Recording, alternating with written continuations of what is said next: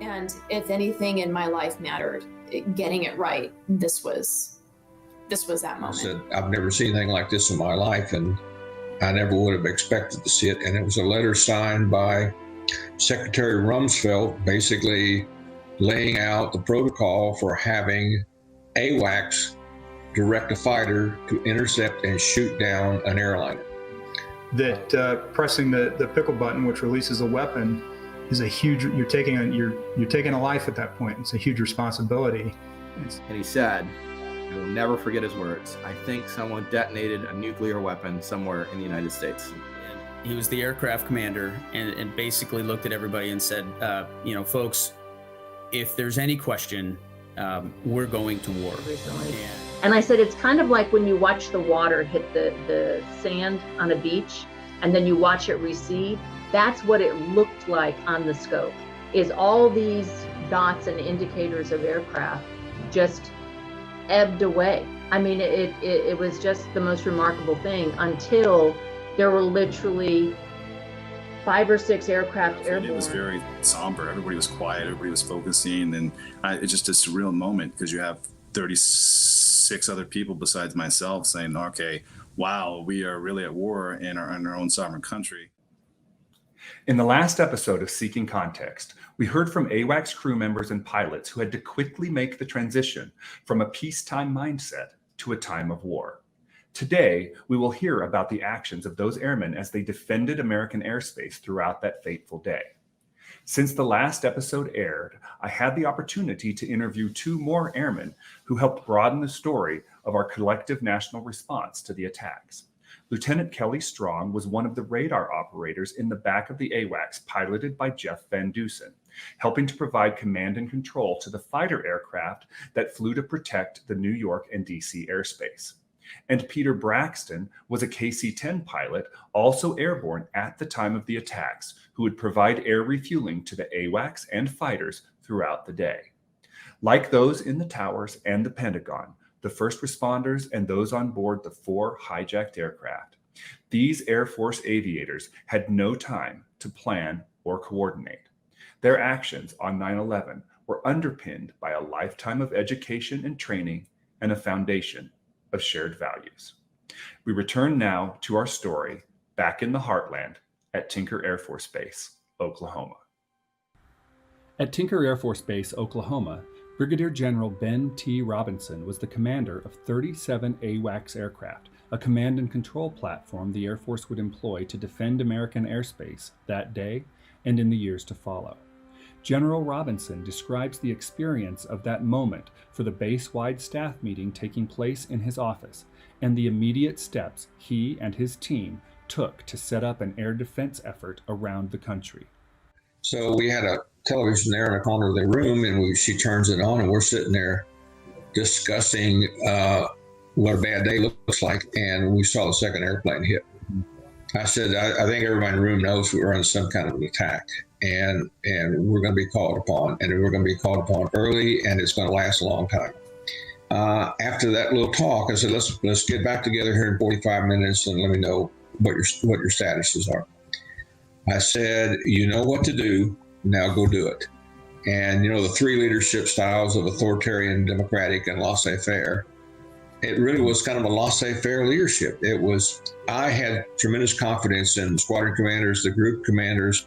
They knew what to do. The last thing they needed to do would be slowed down by me telling them what to do. So I kind of gave them the why. They knew the what and how. And 45 minutes later, we got back together. We started building crews right there. We're talking 17, 18 people on a crew, and sending crews home and recording what time. We appointed a designated lead squadron. They immediately set up a mini AOC with A1 through A6. We took over one of the big scheduling rooms, and it was just incredible. As the team at Tinker Air Force Base began scheduling aircrew for 24-hour operations, one of General Robinson's aircraft was already airborne, en route to a training mission at Shaw Air Force Base, South Carolina. In response to the attacks on the World Trade Center, the Federal Aviation Administration had ordered all aircraft to land. But the crew of Century 40 knew instinctively that an aircraft attack on American soil would need AWACS coverage for a new mission. Flight engineer Scott Lindholm describes the crew's interaction with air traffic controllers in Little Rock, Arkansas. Little Rock approach tells us asking what our plan was, and we're like, well, we don't know yet, but we're not going to land. And the guy's like, well, you got to get out of here because you're in my way. I'm having to land everybody. And pilot Jeff Van Dusen recalls the conversation with his co-pilot and air traffic control, needing to quickly communicate the fact that he was not going to land, and that as aircraft commander, he would fly his jet to support a defense mission that he knew would be coming. The co-pilot at the time was like, I don't know what to say. I said, just tell him we're flight following, just follow us. And he was like, well, I don't know what to really say. We haven't really talked about it. I said, okay, I got the radios. Mm-hmm. We're due regard, operational, flight following. By declaring due regard, Captain Van Dusen was informing air traffic control that he was taking personal responsibility for the navigation of his aircraft. Within the AWACS community, Captain Van Dusen's radio call declaring due regard would be remembered 20 years later as a decision that encapsulated the right balance of decisiveness and independent thinking required of warfighters at all levels. Jeffrey, as you know, went to set up an orbit between Washington and New York using due regard. He refused to land, follow the FAA's orders and land. He said, "We're a military airplane. We're going to the site. Sound of the guns." As Century 40 headed toward the sound of the guns, the crew prepared for their new mission. Lieutenant Kelly Strong, a radar operator working in the back of the AWACS, describes the various team members that make up the crew and their actions that morning as they reacted to unfolding events. In the weapons section, you might have someone who does check-in of the aircraft. You might have someone who does, targeting. So they're going to be the person that tells them, the air-to-air controller, go to this air track and engage that air track. You might also have the same thing with like strike control, where you're going to say, go bomb this location. So each person gets parsed a job based on what the mission is. Mm-hmm. The ABMs in that weapons part of the AWACS jet are all led by what's called a senior director. And that is a person who has gone through an upgrade process to manage ABMs on the jet. So radio from the front that said, hey, they just came across and they said an airplane ran into the World Trade Center. That's all. That's kind of all we had. But, back of your neck, you start going, what just as a human being, as an American, you're going, what just happened? But what we immediately did was, from a surveillance perspective, was immediately, even though we weren't part of that, we were way away from New York City, we immediately went into, okay, let's be a little bit more alert. So I would say that first radio call from the flight deck just kind of put us on guard, got our systems a little bit more polished up. And as the air surveillance officer, what that means for me is settings on the radar. So I might have been doing just a generic sweep, and I might now be looking for a little bit more fidelity on tracks. Is this tagged up as an airliner? Are things squawking the right identification, friend or foe, IFF, those kinds of things. And then the second call came back from the flight deck that, no kidding, another aircraft had hit, and we knew something was going on. As Century 40 headed east toward the New York airspace, they would soon receive instructions from the North American Aerospace Defense Command, commonly known as NORAD. Lieutenant Strong recalls the first orders they received. We did have NORAD come over the SATCOM radio, which is satellite comms, secure radio, and basically take us from our mission. They took ownership using the NORAD permissions. North American Defense is NORAD. And basically they said, here's your mission. And the priority was for us to try and vector towards where they'd lost contact with Flight 93. And so we were vectored kind of to the northeast to try and get eyes on this aircraft, because if they're not squawking IFF, the only way you can see an aircraft is by having a radar hit them and get returns. United Airlines Flight 93, a Boeing 757 with 37 passengers and 7 crew, had departed Newark International Airport at 8:42 a.m. and was hijacked at 9:28 a.m. over Ohio, turning to the southeast on a flight path towards Washington, D.C. Lieutenant Strong would point the AWACS radar towards the last reported position of Flight 93. What I'm doing is I'm taking our big honking radar and just max range. You know, if we know we're heading to where we need it to be, I just wanted to see as far as I could with any radar capability that was there. While the crew of the AWACS searched for Flight 93 and any other commercial aircraft that air traffic control could not find, leaders at NORAD started contacting other defense aircraft airborne at the time to find out who could assist. One of those aircraft was a KC-10, co-piloted by Lieutenant Peter Braxton. Lieutenant Braxton describes the KC-10 mission. The KC-10 is, a DC-10, it's McDonnell Douglas DC-10 variant, 84% the same as a DC-10, except it carries 340,000 pounds of fuel. But it's designed for force extension. So if you think about the jet used to fly just in the F-15, F-16, coalition aircraft, sister services, the U.S. Marines, the U.S. Navy, the F-18, British Tornadoes, Netherlands or Australian F-16s, they all need fuel to kind of get closer to what I call the forward edge of the battle area, right? To kind of put your weapons down and fire for effect downrange. And the KC-10 would augment that. So we can be refueled by another KC-10 or a KC-135, and then we can offload our fuel to a B-1 bomber or an F-15 or any type of jet that needs fuel. While Jeff Van Dusen, the pilot of Century 40, was on his first flight as a mission commander, Lieutenant Braxton was on his first operational flight in the KC-10. Having completed pilot training only months before, Lieutenant Braxton had approximately 15 hours flying time in the aircraft that morning. And so in the fall of 2001, I was going through initial qualification, which our training unit was actually at McGuire Air Force Base. So all the simulator squadron, I was assigned to the 2nd Air Refueling Squadron at McGuire Air Force Base. And one of the unique things is my graduation date was September 8th, 2001. I graduated from initial qual, and I was a fully qualified pilot. So my first day of flying was going to be, and was, 9/11, 2001. That was the plan. It was supposed to be about a 6-hour mission, take off around 6:30 a.m. and then fly to noon, be home by lunch. I was probably showing up at 2:15 or something like that in the morning. But I remember it was a very early morning, hot coffee, fall, brisk day, and it was my first day of work. So, haircut, boots shined, just the green bean butter bar, which is a second lieutenant. And I showed up and I was flying with a very seasoned, this is what they typically do, is they'll pair you up. The most junior person will be with most senior pilot, a very seasoned lieutenant colonel with a head full of gray hair. And yeah, I think that we took off around 6 a.m. that day. After takeoff, Lieutenant Braxton's training mission was relatively normal for the first 4 hours of their flight, practicing air refueling procedures with another KC-10.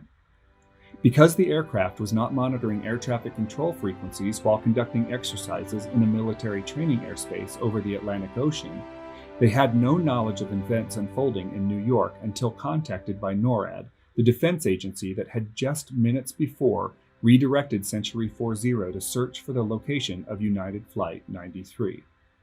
Lieutenant Braxton recalls the puzzling radio call he first received from NORAD. I was initially off the coast of New Jersey. I was called by the Eastern Air Defense Sector of NORAD, North American Aerospace Defense, call sign Huntress. They called our call sign Team 22, and they asked us for our status. And I at that point will tell you, I was as confused as anybody could be confused as to who this person was asking for our status and what they wanted to know. At this point, Lieutenant Braxton looked to the aircraft commander, a seasoned lieutenant colonel with decades of combat and peacetime experience, for guidance on how to respond to that most unexpected radio call from NORAD. But the lieutenant colonel I was flying with was not confused. He was absolutely understood the gravity of NORAD calling our jet. They wanted to know our status of the jet, which was, where were we located? What's our altitude? What cardinal direction are we heading, our crew complement, how much fuel we carry in terms of kind of hours and minutes.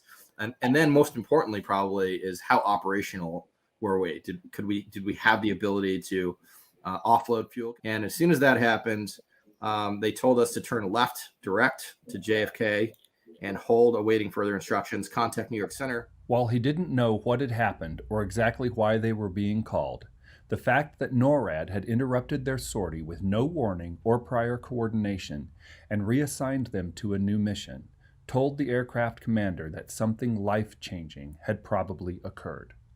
Immediately, the lieutenant colonel turned to me and he said, I will never forget his words, "I think someone detonated a nuclear weapon somewhere in the United States." While the nature of the incident was different than the colonel's first guessed, the impact on service members that day and in the years that followed was perhaps just as significant as if a nuclear weapon had been detonated. At Andrews Air Force Base in Washington, D.C., F-16 pilot Heather Penny and her flight lead elected to launch without weapons, prepared to give their lives in a suicide mission to protect the Capitol. While they were preparing to launch, Sergeant Nuts McNulty was making phone calls to airline reservation desks in an effort to provide Heather and her flight lead with intelligence on what airplanes they should look for and where to search. And because of the work that Nuts had done, we actually believed that there were up to potentially 3 unaccounted for aircraft. Right. And we had been talking with Potomac Control specifically, and we knew that there was one that had been somewhere near Cleveland and had turned around and then come down. And so that they believed that there was one that was down coming low over the river, the Potomac River. With no time to lose, Heather and her flight lead scrambled to take off as soon as possible. Let's go. And so we, run down to life support. I'm putting all my gear on and making sure I don't forget anything, because I knew that if first of all, I wasn't going to be able to run back to go pick up anything I forgot, right? And if anything in my life mattered, getting it right, this was that moment. As a young wingman who had never flown in combat nor been taught scramble procedures to launch in a time pressure situation, Heather ably kept up with her flight lead, Sass. Well, he's still plugged in and Sass is beginning to taxi.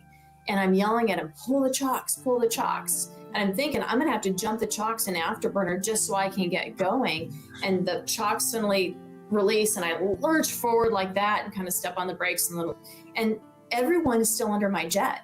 My crew chief is still plugged in. I'm taxiing, which is a big no-no, right? You never move with anyone under your jet. But they haven't finished pulling the pins. They're pulling the pins out of my gear. They're pulling the pins out of my tanks. They're pulling the pins out of my chaff and flare. They're underneath me. And it was, I'm just getting ready to turn left on taxiway Echo. And when my crew chief says Godspeed, and that was the last that I heard from him that day. As Heather and her flight lead take off, they are struck by a moment of stillness on that chaotic day. And we, like Billy, we turn to the northwest. There was nobody in the sky. It was so quiet. It was just surreal. And I look down and I see the Pentagon and the black smoke. And, I spread wide on Sass to the north of him, and we head out over Pennsylvania, and we never found anything. He had taken us out, I'm again just guessing, maybe 100 miles to the northwest, maybe not quite that far. But it's not like we could have kept going, because if we had chosen just a little bit of the wrong azimuth, and there was another aircraft inbound, we would have left DC vulnerable and uncovered. So all we really needed to do was sanitize the airspace in front of us, but then we had to get back and set up a defensive combat air patrol and start to goalie from there. While pilot Jeff Van Dusen and the crew of Century 40 were headed east, they would not arrive in the DC area to join the fight with Heather and her flight lead for some time. Lieutenant Strong describes the challenge. The AWACS is not a fast jet. It's not a slow jet, but the range of the radar is about 250 nautical miles. So, not that far. So it's like taking a saucer cup and just moving it over the U.S. Until the AWACS arrived, Heather and her flight lead, along with other fighter aircraft, would set up their own combat air patrol to clear the airspace. So SAS brings us back, and we're working with Potomac Air Traffic Control, working with Potomac TRACON, because we don't have any AWACS support. So SAS sets us up on a counter-rotating combat air patrol so someone is always looking out to the northwest, just the other person is looking to the southeast. And then, we just keep on spinning that way. So we're augmenting with our radars what Potomac can see with their radar. Without AWACS support, the fighters decided to teach the civilian air traffic controllers how to communicate using military terminology and tactics to describe the location of aircraft that the fighters needed to investigate. They were amazing. Yeah, the mental agility of the air traffic controllers was phenomenal, because it sounds like, okay, so take the DCA VORTAC. It's a navigation aid that airliners and aircraft use to find place, to navigate in the sky. And so they're named in their physical places, and the DCA VORTAC is on Reagan National Airport, right? Which was kind of like dead center to DC. So SAS says, take that VORTAC, and I know its name is DCA, but let's just call it Bullseye, okay? And if you see something that's east of that VORTAC for like 20 miles, and let's say it's 3,000 feet, I want you to say Bullseye 090, which is the east radial, 20 miles, 3,000 feet. And poof, like that, they got it. And so they started using our Bullseye language to help point out radar contacts, and then they started tacking on their transponder frequencies and telling us what the call sign was, what their origin point was, and where they were going. With a Goalie Combat Air Patrol, Heather and her flight lead would orbit directly above the Capitol, serving as a last line of defense for Washington, D.C., and investigating any aircraft that wasn't appropriately communicating with air traffic control. And so it really, because the airspace got really cluttered and dirty with all the emergency responders, they were crucial in helping us really filter out who was friendly and who was unknown, because there was still a portion of aviation, general aviation, that had not seen the news and had no idea that there was this big grounding order. They had no idea about any of this. So we actually spent most of the rest of the day running into little Cessna 172s and bumping them to turn them away from the DC area and have them go home. In addition to small general aviation aircraft that were unaware of the day's events, thousands of international flights bound for the United States would need to be informed of the grounding order, diverted to airports in other countries, and investigated by fighter aircraft if they failed to comply with air traffic control directives. Alarming. Well, you got to imagine that there's 3,000 airplanes in the system. They're coming to the United States. I mean, they took off from Australia. They took off from South Africa, from all over Europe, from all over South America, and they're all coming to the United States. And now we've got to stop all 3,000 airplanes that are coming in from outside, plus all those domestic airplanes, all those general aviation airplanes. Everybody's got to get on the ground. And sometime that morning, I'll say probably around 11 o'clock, General Arnold called me and said, there are 11 airplanes we can't account for. There are 11 airplanes that the FAA says they do not know where they are. We have to assume that these 11 airplanes are still out there as potential hostile airplanes that could hit targets. Because of the direct attacks on New York and the Pentagon, the threat to the eastern seaboard was obvious, but defense leaders took action to establish defensive measures for the entire United States as soon as possible. Fighter aircraft were scrambled at bases across the country with AWACS support to sanitize priority airspaces. General Robinson's team at Tinker Air Force Base had 3 aircraft that were immediately available because of training missions in process. The first was Jeff Van Dusen and the crew of Century 40. A second AWACS on a training mission to Jacksonville, Florida, would be assigned an important mission. Jeffrey, which we know well, he had taken off early that morning on another airplane that was headed to Florida. The airplane headed to Florida was going to work with the Jacksonville Guard guys, and he gets that airplane gets assigned to the president. And the crew of a third aircraft at McChord Air Force Base in Tacoma, Washington, would receive some extraordinary instructions before departing on a mission to protect the west coast of the United States. Third airplane was a student airplane, a training airplane. It was up at McChord, and that's quite a story. As they were on the airplane, didn't know what was going on, and base ops called and told them to shut down, and that the aircraft commander and the mission crew commander should come into base ops, that they needed to meet with someone. Went to base ops, and the wing commander was there of the airlift wing there at McChord. Said, "Come here, gentlemen." Took them back in an office and handed them a letter. Said, "I've never seen anything like this in my life, and I never would have expected to see it." And it was a letter signed by Secretary Rumsfeld, basically laying out the protocol for having AWACS direct a fighter to intercept and shoot down an airliner. The rules of engagement from Secretary of Defense Donald Rumsfeld were disseminated to aircrew around the country as quickly as possible.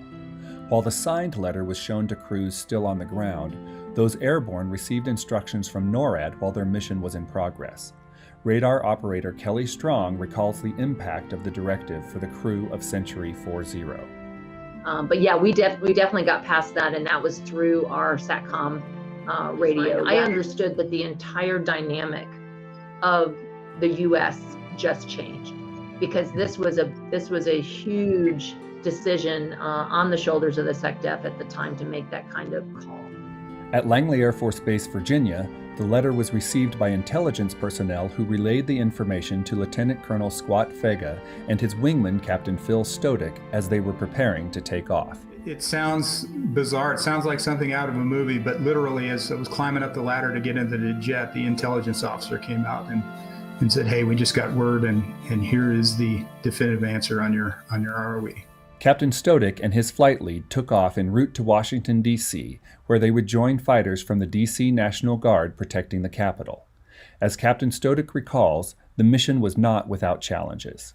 Yeah, so we took off, and it didn't go great from the start, because we took off and Squat's radar immediately broke. So he was leading this mission, and without a radar, there's not a whole lot that he can do as far as finding airplanes. And so he immediately passed the tactical lead to me, since I had a working radar, and we went up to Washington, D.C. and started intercepting airplanes. That day we took off and immediately talked to air traffic control, and they said, "You're cleared north, any altitude you want to go, cleared where you need to be."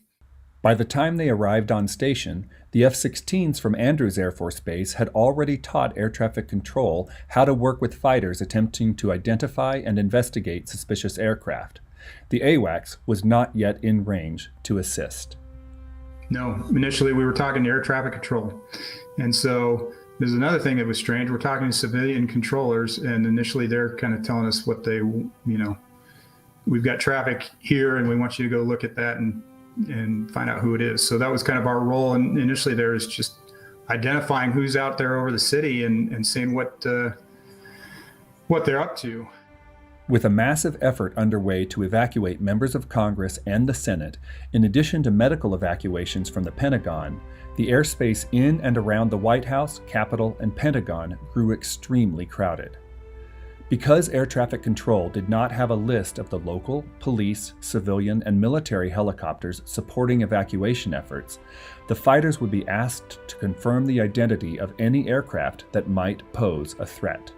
And I think it was just a mess, because there was a lot of air traffic over Washington, D.C. that I don't know how much it was coordinated, but it was a lot of helicopters flying over the city, getting DVs to various places that they needed to go, and police helicopters and kind of, rescue and various things like that. And it seems like there wasn't a good handle of where everybody is and who's who. That's initially we got up over Washington, D.C., and they gave us a target, and it was very low. And so we went from 25,000 feet down to about 500 to 1,000 feet over the city pretty quickly and started finding helicopters. At that point, we just said, this looks like a government helicopter. This looks like a police helicopter. And they said, okay. And then they typically have us find somebody else. So initially, it was just a lot of identifying various helicopters down low over the city. As air traffic control, fighter jets, and AWACS worked together to clear the skies of all aircraft, Americans and service members around the country found themselves in a moment of high uncertainty. The nature, breadth, and origin of the attacks was unknown. Those who witnessed the attacks realized that the world had fundamentally changed and that the world of September 11th was something new. But some, who had not watched the events unfold on TV, continued to live a bit longer in the world of September 10th, the time before.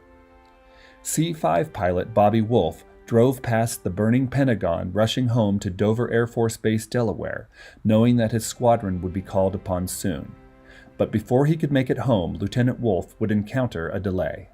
So listen, the day itself carries a lot of gravity, but sometimes there is a little levity in the moments, and I can attribute that to just pure unadulterated bureaucracy and adherence to the rule of law, which I often appreciate. So I found my way out of DC, past Annapolis, where the Naval Academy is, and onto the Chesapeake Bay Bridge. But before I could get on the bridge and race home, I had to get through the toll bridge. And the meter maid at the time, God bless them, they had rules in place, and for one reason or another, I didn't have any cash on me. I didn't have enough change to pay the $2.50, $3 to get across the bridge. And despite my uniform and my best intentions, she wasn't about to let a 98 Camry and First Lieutenant Bobby Wolf get through that gate. And so we pulled off to the side. I filled out my forms in triplicate and promised to pay the Port Authority their $3 at some point down the road. And then off I went. The whole world is falling apart. And I will tell you, there was nothing that was going to sway them. They had to get, they weren't going to raise that bar for anybody. Like the toll booth operators on the Chesapeake Bay Bridge, who would not have had an opportunity to watch the attacks unfold on TV, pilots of aircraft arriving from overseas were also in the dark, living in the world of September 10th. F-15 pilots Jowler Stoddek and Squat Fega would be directed to investigate a Learjet approaching the east coast of the United States, who had not been in contact with air traffic control. In particular, there was one intercept on an airplane that it sounds like they were not able to get a hold of them on the radio, or they were not in contact with this airplane on the radio for whatever reason. I'm not sure why. But so they want us to intercept them, figure out what kind of airplane it was, and then get a tail number for them if we could do that. And so that's what we did. I ran an intercept and rejoined into close formation on this airplane, and it looked to me like a citation jet of some kind, business jet sort of thing. And so again, Squat was just back in trail. And as I flew formation on this airplane, and I got close enough to try to read a tail number, and at that point I realized it said U.S. Army on the side of the airplane. So it was an Army airplane, and we eventually were able to get them up on the radio. So the conversation kind of went, we figured out who they were and what they were doing, and they said, we're an Army airplane with a DV code, meaning we're carrying probably a general of some type to a destination. So we asked him where he's going, and he said he's going into Andrews Air Force Base, which is right there. And so we were instructed to tell him that he was going to have to divert. He could not land at Andrews Air Force Base. And so I think Squat was doing all the talking on the radio, and he said, hey, you've been directed to divert. Andrews is closed. You can divert to Richmond, Virginia. And the pilot came back and said, no, we've got a DV code, and we need to get into Andrews. So we're going to Andrews. At that point, it was clear to Captain Stoddek and Colonel Fega that the pilot of the Army aircraft likely had no context on the events of the day, but they also had to entertain the possibility that the aircraft could have been another flight hijacked by terrorists. Armed with 2 AIM-9 Sidewinder missiles, Colonel Squat Fega made an extraordinary radio call to communicate the gravity of the situation. And the radio call from Squat was, well, I've got 2 AIM-9s on my airplane that say you're not going into Andrews. At that point, the pilot realized that that was probably not going to happen. Yeah, it was just a matter of how do I quickly communicate that this is a very unusual situation, and you're just going to have to go with the flow here. Even for those who had knowledge of the events but had not seen footage of the attacks, making the mental shift from the world of 9/10 to the world of 9/11 could be met with internal skepticism. For Lieutenant Peter Braxton, flying his first operational mission in the KC-10, the events of the day seemed so over the top that he initially harbored suspicions that radio calls from NORAD and his aircraft commanders' fears of a nuclear attack might be a grand hoax orchestrated by his squadron as a secret initiation rite for new hires. This is hours into my first operational flight in the KC-10, and he's telling me this, and I have no idea why why. I thought I missed a briefing. I thought he was trying to stress me out or tell me something completely hyperbolic and outrageous to see how I would react. I thought this might be a part of the new guy initiation. When we contacted New York Center, they gave us pilot discretion 5 to 50,000 feet. While that radio call from air traffic control saying that all airspace above New York City was entirely clear of aircraft helped Lieutenant Braxton understand that the crisis was real, he and his aircraft commander would have to get creative to discover news of the day, as they would be tasked to stay airborne for another 12 hours. Now, the colonel, being as seasoned as he was, the ADF, the automatic direction finder instrument, is actually like an AM radio, and he was dialing up frequencies in the ADF to try to listen to AM radio stations on the ground. So over in New York, there's a famous one called 1010 Winds or AM 1010.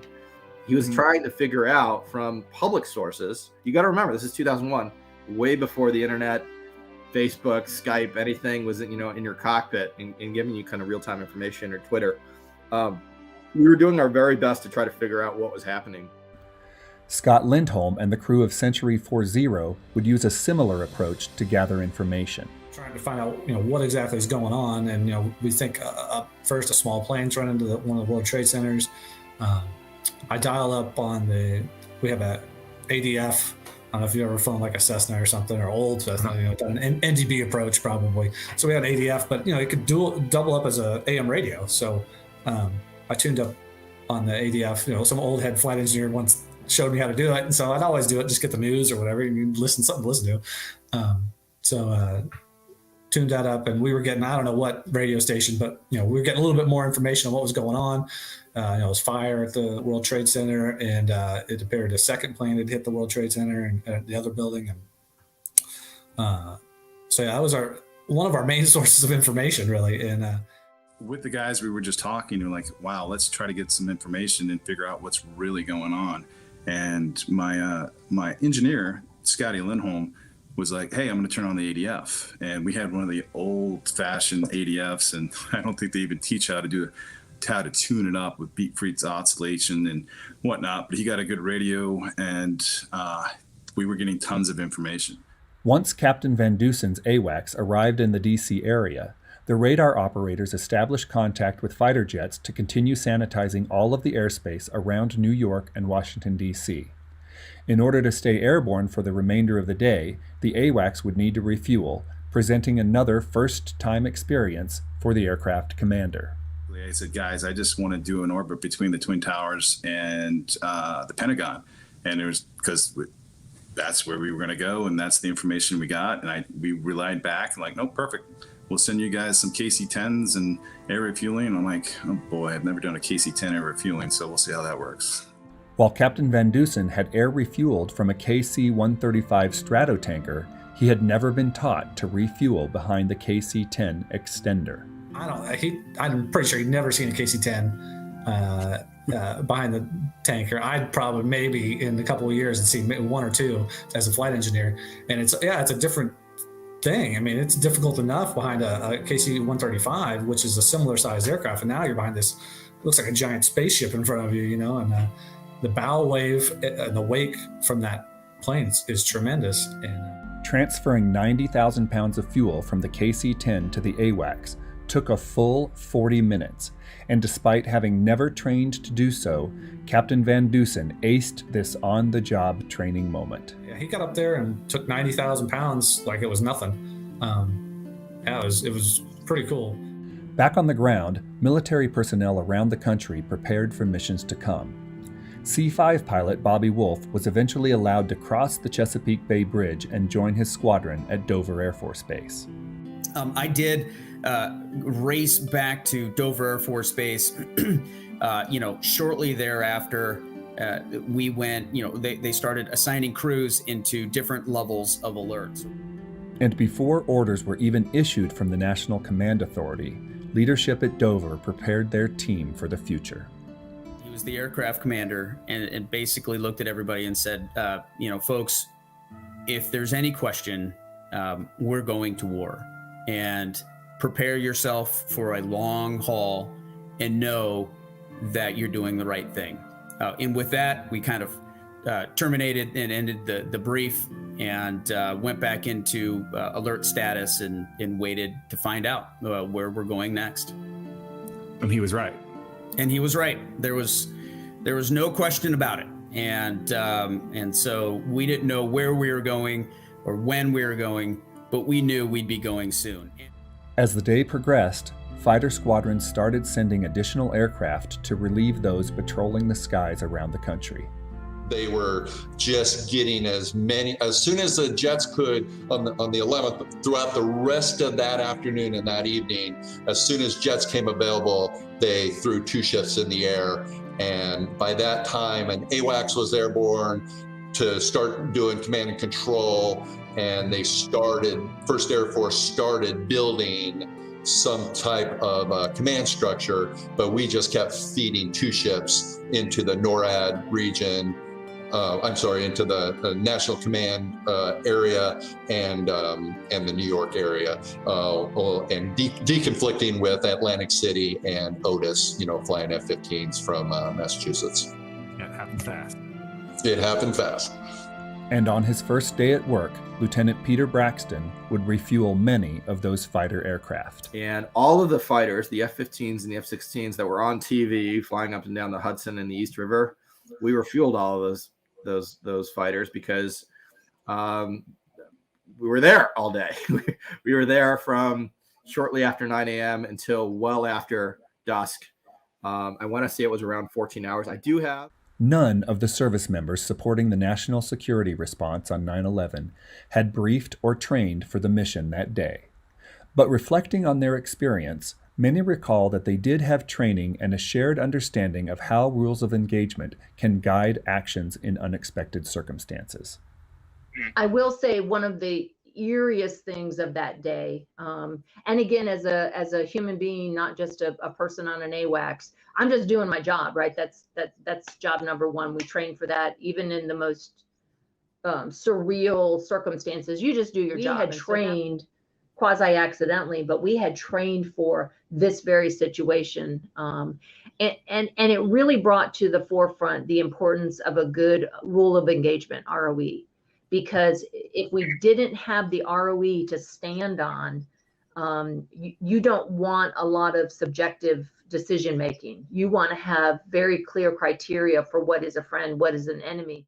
I can tell you that we certainly never prepared for that scenario as far as the specifics of, all right, you're now thinking about shooting down a friendly civilian airliner. So certainly, obviously, that scenario never really came into play because I think the culture did prepare us in the fact that certainly as F-15 pilots, a lot of what we do is identifying airplanes and knowing that pressing the pickle button, which releases a weapon, is a huge. You're taking a life at that point. It's a huge responsibility, and so it doesn't go lightly in any mission. I mean, whether you're firing at an enemy adversary or whatever you've been tasked to shoot at. So say, all right, this is a big responsibility, and now it's a lot different than I've ever thought about doing in my life. But I'd at least thought about that scenario, or the generalities, or how do you run an ID criteria? When are you going to hit that pickle button? And it's not a quick and bravado kind of decision. It's a thought out. I'm taking a life here, so I better know that this is the right thing to do. The fighters airborne that day would not be called upon to fire on a civilian airliner. Instead, the passengers and crew of Flight 93, the fourth aircraft to be hijacked, would learn about the world of 9/11 and take matters into their own hands. As the passengers attempted to regain control of the aircraft from the hijackers, the Boeing 757 lost control and crashed into a field near Shanksville, Pennsylvania, killing everyone on board. Looking back on the extraordinary events of the day, radar operator Kelly Strong recalls the emotional impact of seeing the skies over the United States cleared entirely of aircraft in minutes. The eerie thing was watching the aircraft just dwindle off that air picture. Kind of like when you watch the water hit the sand on a beach and then you watch it recede. That's what it looked like on the scope, is all these dots and indicators of aircraft just ebbed away. I mean, it was just the most remarkable thing until there were literally 5 or 6 aircraft airborne, With the skies above the entire United States empty, flight engineer Scott Lindholm recalls passing one particular aircraft on their return to Tinker Air Force Base. As we were on the way back to Tinker, the mission crew was telling us, the Air Force One is, 300 miles north of us going the other way. I think at that point the president was heading back to Washington, D.C. Captain Van Dusen remembers the journey home with a crew that experienced the transition into a new world. Yes, it was different because you drive home and you're like, all right, what just happened? All 37 of us were like, I bet your parents are worried about us. What is going on? And I just remember it was a quiet ride home, and then I was still just awake. I just, how you have to have an unwind after a trip, and you're already up for 15 hours and you still can't sleep, just trying to catch up on the news of what everybody else saw versus what I didn't see. I only have an airborne, and yeah, you could see some of the smoke. And you're like, okay, this is surreal. Things have changed. And headed home for the night, and wife was scared. Like, where have you been? What's been going on? And then I probably sat up for a couple hours watching the news because I really didn't know what had happened. People watched a lot of that live on TV, and we were just kind of catching up. It was just mind-blowing. Yeah, life-changing. Yeah. And KC-10 pilot Peter Braxton recalls the new world he entered upon landing after a 14-hour mission. And we landed, opened the cockpit door, and an airman, full flak vest, M16 helmet, chin strap, shows up at the door and asks for my ID. And it was like Red Dawn or any other movie you've seen in the 80s, where you go into a time machine where you leave and everyone's drinking their coffee and then you land and it's war. Kelly Strong recognized the world would be different, but like all Americans, felt a grave uncertainty about the future. But this was such an unknown. Like we did not know what was going to happen after an attack on the homeland. We'd never considered that something of this magnitude could happen. And so I think we were all within our own, professionally, we were understanding things were going to be different. We didn't know what that would look like, but also personally, every American felt some of the pain of that day. And we felt it acutely because we listened to it and watched it unfold. It was, a somber is a pretty good good way to summarize that.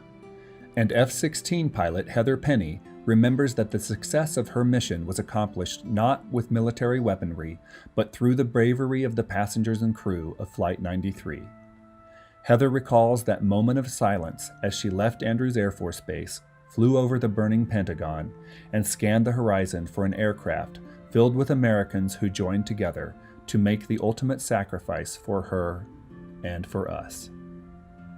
There was nobody in the sky. It was so quiet. it was just surreal. And I look down and I see the Pentagon and the black smoke, and we head out over Pennsylvania, and we never found anything. Yeah. Yeah. And the passengers on Flight 93, they did the mission. They're the heroes. 9/11 was a remarkable day of firsts. Jeff Van Dusen was on his first flight as a mission commander and would air refuel from a KC-10 for the first time in his life that day. Peter Braxton was on his first operational mission flying a KC-10. And Heather Penny and Phil Stodick would launch for the first time in American history on missions with authorization to shoot down a commercial airliner. But like Heather said, their mission was ultimately achieved by a group of people they had never met and would know only in spirit. The passengers and crew of Flight 93 joined the first responders and the armed forces to protect and defend their country that day. Last month, on the 20th anniversary of the 2001 attacks, President Bush honored the men and women of Flight 93 at the field in Shanksville, Pennsylvania, where they gave their lives for their country. His words are a poignant reminder of the debt we owe to those who serve in any capacity, and the bright light of the human spirit that shone through the darkness of that fateful day. I'd like to close by reading a part of his remembrance. In the sacrifice of the first responders and the mutual aid of strangers, in the solidarity of grief and grace, the actions of an enemy revealed the spirit of the people, and we were proud of our wounded nation. In these memories, the passengers and crew of Flight 93 must always have an honored place. Here, the intended targets became the instruments of rescue, and many who are alive now owe a vast unconscious debt to the defiance displayed in the skies above this field. In those fateful hours, we learned other lessons as well. We saw that Americans were vulnerable, but not fragile, that they possessed a core of strength that survives the worst life can bring. We learned that bravery is more common than we imagined, emerging with sudden splendor in the face of death. We vividly felt how every hour with our loved ones was a temporary and holy gift, and we found that even the longest days end. Many of us have tried to make spiritual sense of these events. There is no simple explanation for the mix of providence and human will that sets the direction of our lives, but comfort can come from a different sort of knowledge. After wandering in the dark, many have found that they were actually walking step by step toward grace.